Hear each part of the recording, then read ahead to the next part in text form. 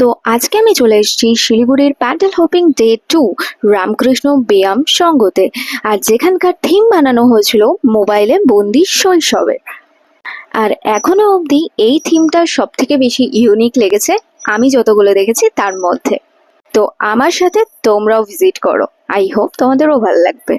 গোটা প্যান্ডেলের ভেতরটা বানানো হয়েছিল বিভিন্ন ধরনের মাটির রিলেটেড সুন্দর ছোট ছোট আর্কিটেক্টের মাধ্যমে, এবং বিভিন্ন ধরনের স্কাল্পচার বানানো হয়েছিল যেগুলো মাটি দিয়েই ছিল।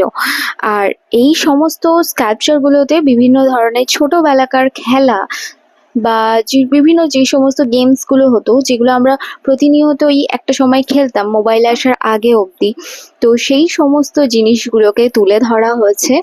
আর এই ব্যাপারটার মধ্যে বা এই জায়গাটার মধ্যে বলতে পারো রবীন্দ্রনাথের একটা ছেলেবেলার যে গল্প কথার কাহিনীগুলো পড়েছিলাম, সেই সমস্ত জিনিসগুলো আমি অনেকটা কিন্তু ভাইবস পেয়েছি।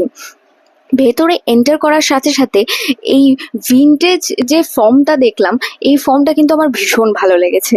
বইগুলোকে একটু ভিনটেজ রূপ দেওয়া হয়েছে, অ্যান্ড তার সাথে সাথে এই নিচে যে জায়গাগুলোতে দেখানো হয়েছে সেটা খানিকটা গুরুকুল শিক্ষা ব্যবস্থাকে বোঝানো হয়েছে। এখানে মায়ের রূপে দেবী দুর্গাকে দেখানো হয়েছে এবং এই দুষ্টু ছেলেটাকে মহিষাসুর করা হয়েছে। আর এছাড়াও প্যান্ডেলের পুরো দেয়ালগুলোতে খুব সুন্দর করে বিভিন্ন ধরনের কারুকার্য করা হয়েছে, যেটা আমার কিন্তু আরো সুন্দর লেগেছে। আর সেখানেও বিভিন্ন ধরনের বেশ কিছু কনসেপ্টকে তুলে ধরা হয়েছে পুরোনো দিনের। ওভারঅল রূপটা কিন্তু খুব সুন্দর লাগছে, ভীষণ আইসুদিং লাগছে।